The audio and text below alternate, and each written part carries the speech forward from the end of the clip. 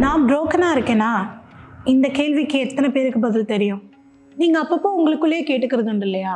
நம்ம ஒருவேளை ப்ரோக் ஆகிட்டோமோ, உடஞ்சி போயிட்டோமோ, இதுக்கு மேலே எதுவுமே இல்லையோ வாழ்க்கையிலன்னு. இந்த சுச்சுவேஷனுக்கு நீங்கள் தள்ளப்பட்டீங்கன்னா அந்த தப்பு உங்களுது இல்லை, நீங்கள் புரோக்கனும் இல்லை. என்னங்க நீங்கள் புரோக்கன் இல்லைன்னு சொல்கிறீங்க? ஆமாம், நீங்கள் புரோக்கன் இல்லை. நீங்கள் புரோக்கனாக இருந்தீங்கன்னா இந்த வலியவே நீங்கள் உணர மாட்டீங்க.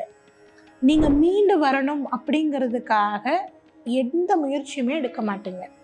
இப்போ நீங்கள் ஒரு கேள்வி கேட்குறீங்களா, நான் புரோக்கனா அப்படின்னு. இந்த கேள்வியே நீங்கள் அந்த வழியிலேருந்து மீண்டு வரணுங்கிறதுக்கான முயற்சி தான்.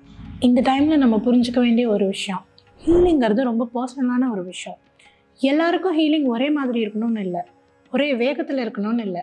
சில பேர் சீக்கிரமாக ஹீல் ஆகிடுவாங்க, ஆனால் சில பேரோட ஹீலிங் ரொம்ப டைம் எடுக்கும் தான். அவங்க எவ்வளவு பாதிக்கப்பட்டிருக்காங்க, எந்த ஆழத்துக்கு பாதிக்கப்பட்டிருக்காங்கங்கிறத பொறுத்து ஒவ்வொருத்தருக்கான ஹீலிங்கும் மாறும். என்னடா நம்மளால் ஏன் சரியாகவே ஆக முடியல, நம்மளால் ஏன் ஸ்ட்ராங்காக ஃபீல் பண்ண முடியல, நம்மளால் ஏன் கிளாரிட்டியாக திங்க் பண்ண முடியல அப்படின்னு உங்களுக்குள்ளே இருக்க யோசனைகள் எல்லாமே நியாயமானது தான்.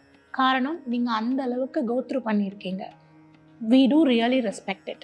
அண்ட் ரெண்டாவது விஷயம், நீங்கள் அப்படி யோசிக்கிறீங்க அப்படிங்கிறதுக்காக நீங்கள் பலவீனமானவங்க கிடையாது. You are actually a very strong person. நீங்கள் இந்த அளவுக்கு கிளாரிட்டியாக திங்க் பண்ணுறதே நீங்கள் மீண்டும் வெளியே வந்துக்கிட்டு இருக்கிறதுக்கான ஒரு சாட்சி தான். So don't give up on your self. For every individual healing is very personal. It will take time. Let the time heal you. You will feel your healing soon. Thank you.